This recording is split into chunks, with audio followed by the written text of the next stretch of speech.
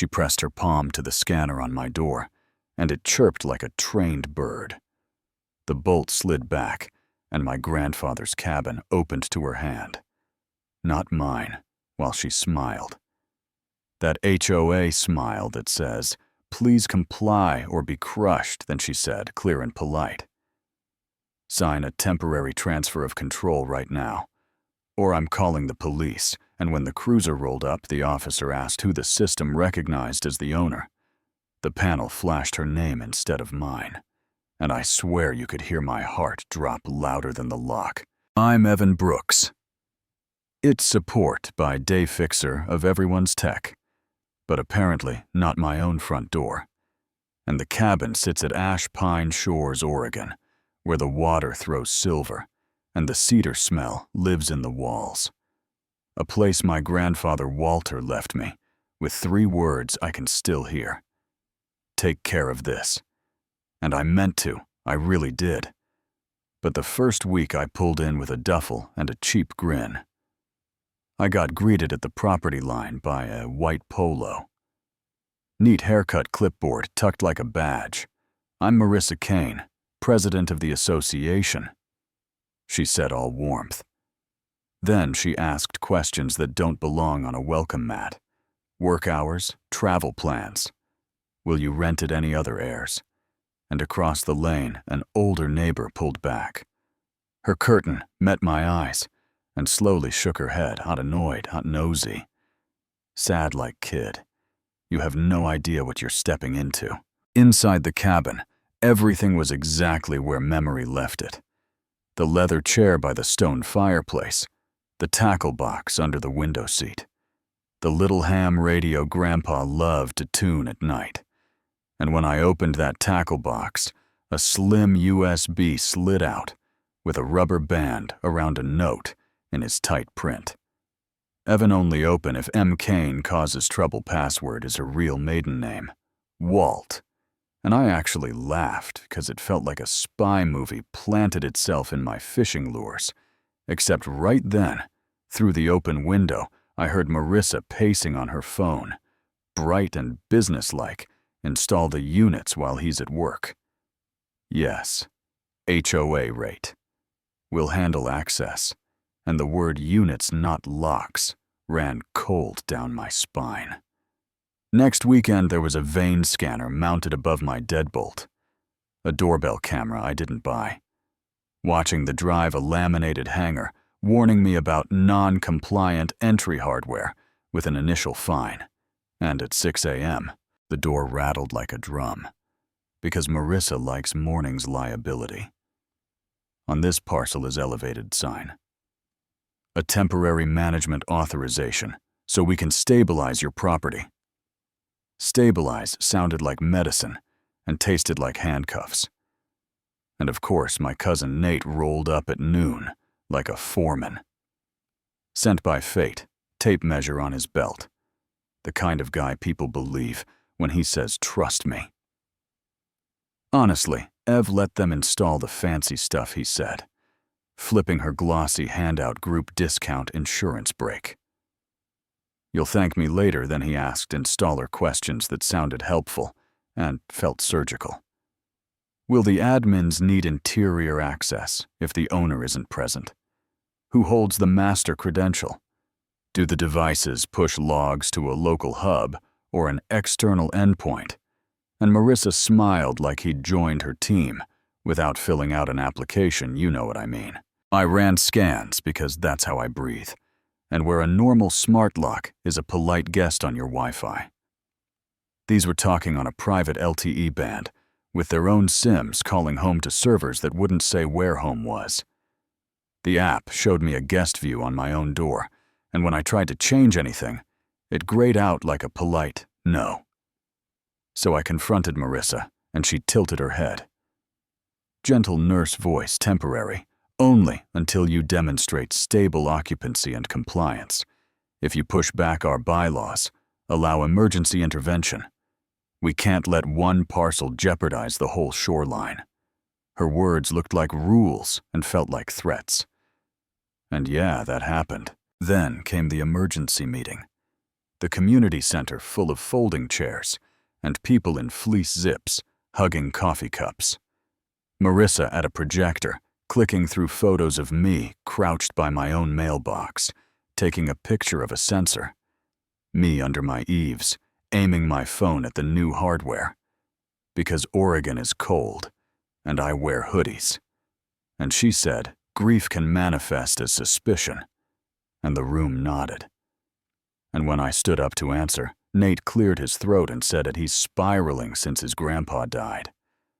I'm worried, and betrayal doesn't stab it. Sands your voice down to nothing. I got to the door before the tears did, and that's when the neighbor across the lane opened hers. I'm Ruth Delgado come in, and her kitchen smelled like cinnamon and old paper, and she spread a storm gray folder on the table clippings. Printouts, association minutes, with the ink still glossy, sticky notes in tidy rows, and she said, "This isn't about your grief. It's a pattern." She targets inherited homes. When new owners don't live here full-time, she manufactures emergencies and gets people to sign temporary paperwork. They never undo. Then she tapped my note and said, "If Walter wrote real maiden name, there's a reason Kane isn't the first one." Try gray. Back at the cabin, I slipped the USB into my laptop, typed gray, and it opened like a trap door in a stage floor folders labeled Purchase Orders, Edited Minutes. Insurance claims audio. And in one recording, Marissa's voice was warm enough to sell a furnace in July. Install when he's gone during his work window. Label as emergency risk mitigation. I'll carry admin until he's stable. Then a spreadsheet pairing device serials to addresses and dates. Then 2 PDFs with the same title. The first, a spring vote. The second, with new language about emergency control. That didn't exist in the first etadata. 2 weeks newer. And I could feel my grandfather's pen in every timestamp. The old man didn't trust promises. He trusted dates. We printed highlighted stacked the deed with my name at the front like a shield. And Ruth wrote a list in block letters. Deed unedited, minutes, edited minutes, with timestamps, purchase orders, serials, recording transcript photos of the door at each stage. Then she looked at me and said, "Call the county, not local. Ask for a civil standby to keep things calm. Use the phrase unlawful exclusion. You don't need to be dramatic. You just need to be specific." And I rehearsed those exact words until my hands stopped shaking. The morning I knocked on my own door, the scanner woke like a cat eye. I held my binder high and said for the camera, Marissa, "Open my home. The administrator of this system is not the deeded owner." The door cracked 6 inches, and she filled the gap with a smile like a weapon, Evan. "If you keep escalating, I can have Officer Bennett initiate a wellness hold, or you can sign a temporary control acknowledgement, and we can all get back to enjoying our lake."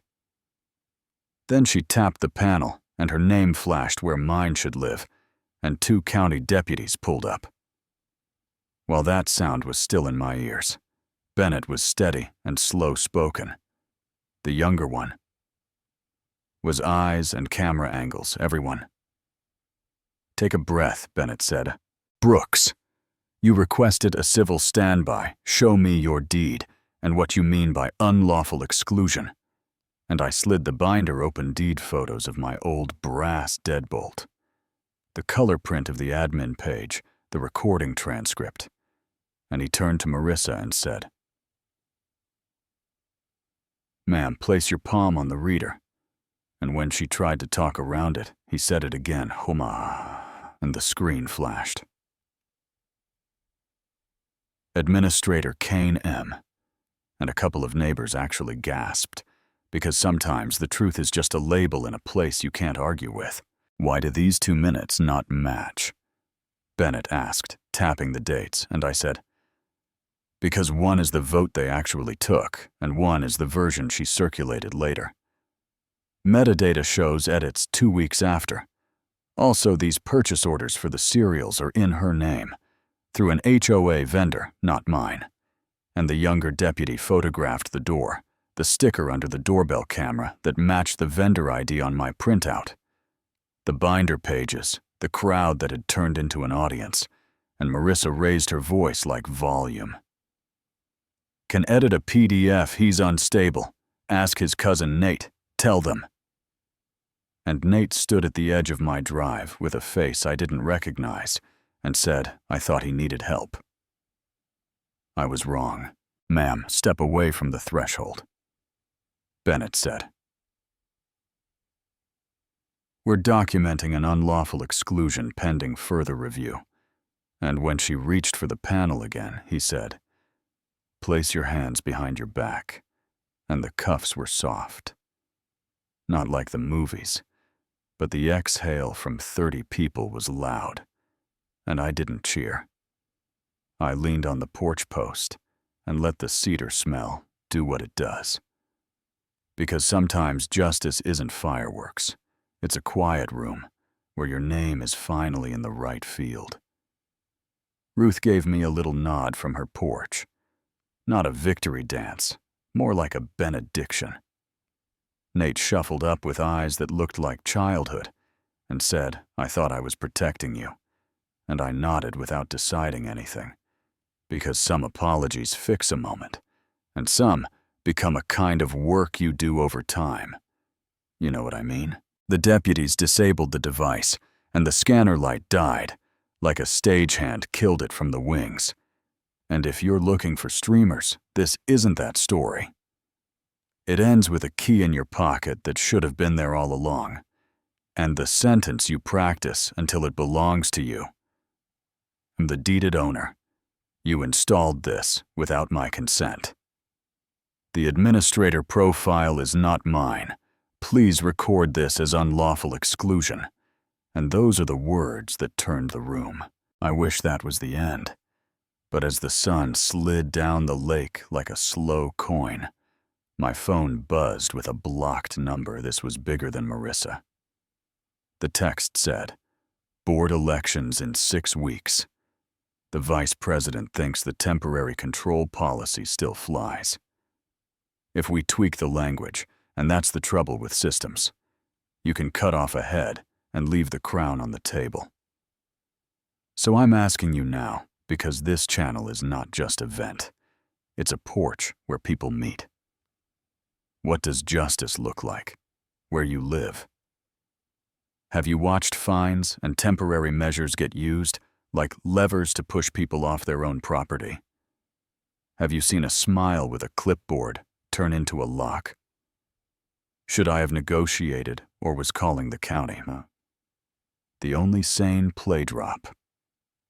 Your take, argue with me, if you need to tell me where you're watching from and what your neighborhood believes about power and property. And if you've lived a version of this, tell me the sentence that turned your room, because someone reading the comments will need that exact line tomorrow.